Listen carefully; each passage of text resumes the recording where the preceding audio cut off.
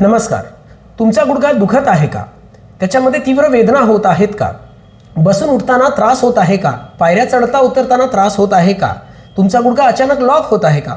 ह्यापैकी काही एक सिम्पटम्स असेल तर हा व्हिडिओ तुमच्यासाठी. नमस्कार, मी doctor Mukesh Malu, orthopaedic surgeon, 21st century hospital, doctor lane, Nanded येथे स्पोर्ट्स इंजुरी स्पेशलिस्ट. वरीलपैकी काही तुमच्या गुडघ्यामध्ये जर त्रास होत असेल तर हा मिनिस्कस टिअरचा एक संकेत असू शकतो. जाणून घेऊया गुडघ्यामधील फाटलेल्या गाडीबद्दल, ज्यालाच आपण मिनिस्कस टिअर असे म्हणतो. मिनिस्कस म्हणजे काय? गुडघ्याचा जॉईंटमध्ये एक शॉक ॲब्सॉर्बर मटेरियल म्हणून हा मिनिस्कस कुशनसारखा काम करतो. हा फाटतो कधी? पाय लचकल्यामुळे, पडल्यामुळे, स्पोर्ट्स खेळताना पडल्यामुळे, गाडीवरून ॲक्सिडेंटली पडल्यामुळे किंवा पाय घसरून पडल्यामुळे, अचानक पाय लचकल्यामुळे मिनिस्कस फाटू शकतो.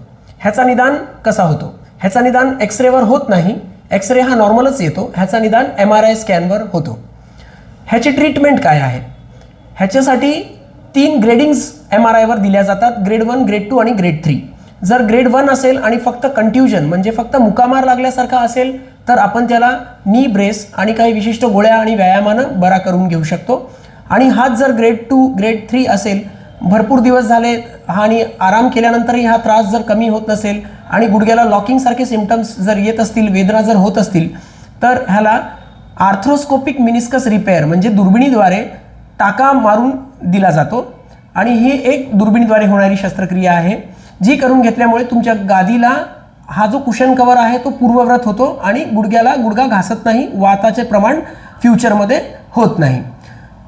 तुमचा MRI जर पहिल्याला झालेला असेल आणि अशाच तुम्हाला काही वेदना, प्रॉब्लेम्स वगैरे असतील तर आम्हाला खाली दिलेल्या नंबरवर आणि आमच्या ॲड्रेसवर तुम्ही संपर्क साधू शकता.